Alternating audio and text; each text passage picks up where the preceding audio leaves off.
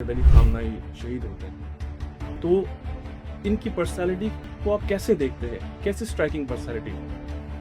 ایک شفیق آپ کی پرسنالٹی تھی، اتحاد بین المسلمین کے دائی، تمام مسلمانوں کے خیر خواہ، تمام انسانیت کے خیر خواہ، پروردگار عالم کی طرف سے علم کے اس درجے پہ فائز تھے کہ جہاں علم جس کے پاس ہوتا ہے وہی انسانیت کو جوڑنے کی بات کرتا ہے۔ کبھی تفرقے کی بات انہوں نے کی نہیں، کبھی کسی جنگ میں پہل کی نہیں، کبھی کسی پہ ظلم کیا نہیں۔ پورا عالم اسلام کیا پوری انسانیت کو یوں لگا ہے ان کی شہادت کے بعد کہ ہمارے سروں سے ایک شفیق باپ کا سایہ۔ Israel has the right to exist.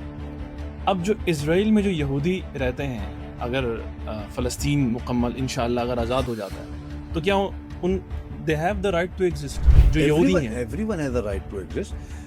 آپ یہ دیکھیں کہ بگاڑ کہاں سے پیدا ہوئی تھی، وہاں تک لے جائیں کہ بھائی اس آپ نے 48 میں آپ نے ایک جسے کہتے ہیں ناجائز سلطنت، قائد اعظم نے کیا کہا تھا؟ Israel is a dagger in the side of the Muslim امہ۔ تو جب وہ آپ نے چھرا گھونپ دیا تو وہ جائز کیسے ہو سکتا ہے بھائی؟ اچھا، آیت اللہ خامنائی کی شہادت کے بعد کیا ان کی جو سو کالڈ اسٹرگل تھی اس کی کمر ٹوٹ چکی؟ ہاں وہ تو کبھی تھی ہی نہیں۔